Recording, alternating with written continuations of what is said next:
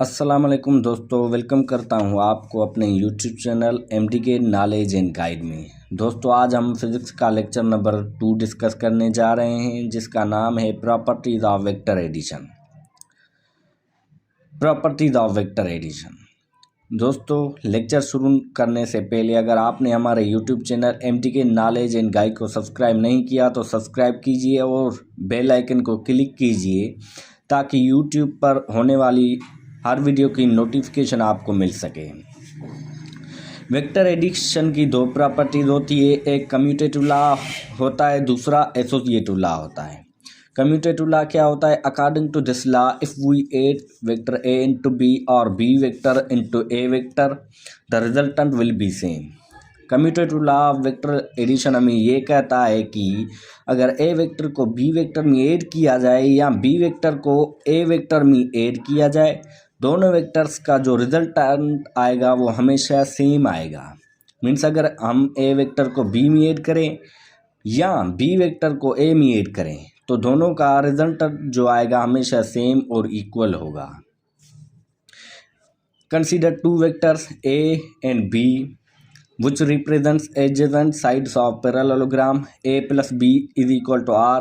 b plus A को B में add किया तो रिजल्टेंट आया, बी वेक्टर को ए में ऐड किया तो रिजल्टेंट आया। दोनों रिजल्टेंट का जो जवाब होगा, रिजल्टेंट का जो मैग्नीट्यूड होगा वो सेम होगा। Therefore A plus B is equal to B plus A. दोस्तों, जब भी हम ए वेक्टर को बी में ऐड करेंगे या बी वेक्टर को ए में तो दोनों का जो रिजल्टेंट आएगा हमेशा सेम आएगा।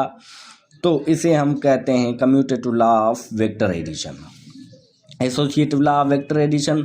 Associative law of vector addition के मुताबिक अगर हमारे पास तीन वेक्टर होते हैं, एक है ए वेक्टर, दूसरा बी वेक्टर, तीसरा सी वेक्टर, अगर हम बी वेक्टर और सी वेक्टर को ऐड करें और उन दोनों के जवाब से हम ए वेक्टर को ऐड कर दें या ए वेक्टर को बी वेक्टर में ऐड करके फिर दोनों के रिजल्टेंट में सी वेक्टर को ऐड करें तो दोनों का रिजल्टेंट हमेशा सेम आएगा। रिजल्टेंट हमेशा क्या आएगा? सेम आएगा। इसे हम कहते हैं associative law of vector addition. इसमें क्या होगा? तीन वेक्टर होंगे, पहला और दूसरा वेक्टर ऐड करेंगे, उनमें तीसरा वेक्टर ऐड करेंगे या तीसरा और दूसरा ऐड करके पहला वेक्टर ऐड करेंगे तो रिजल्टेंट हमेशा सेम आएगा।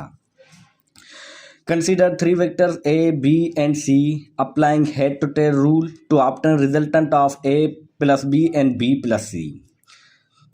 तीन वेक्टर हैं हमारे पास, एक ए वेक्टर है, दूसरा बी वेक्टर है, तीसरा सी वेक्टर है। Head to tail rule apply करके हम उनका रिजल्टेंट मालूम करेंगे, ए प्लस बी और दूसरा बी प्लस सी।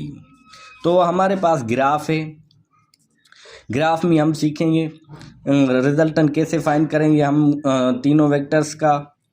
तो ओ से लेके आर तक जो वेक्टर है वो तो रिजल्टेंट वेक्टर है, हमें मालूम है, ये ओ पॉइंट है।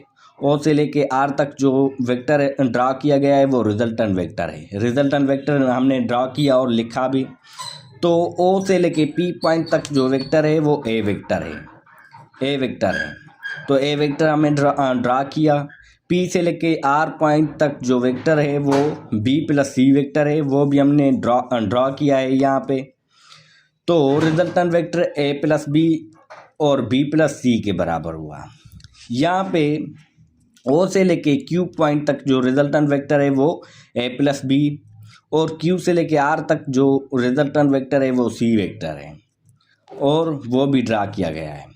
तो दोस्तों, A plus B B plus C बराबर होगा ए प्लस बी और प्लस सी के। इसे हम associative law of vector addition कहते हैं। तो आज का हमारा लेक्चर पूरा हुआ। इंशाल्लाह कल का लेक्चर डिस्कस करेंगे। खुदा हाफिज़।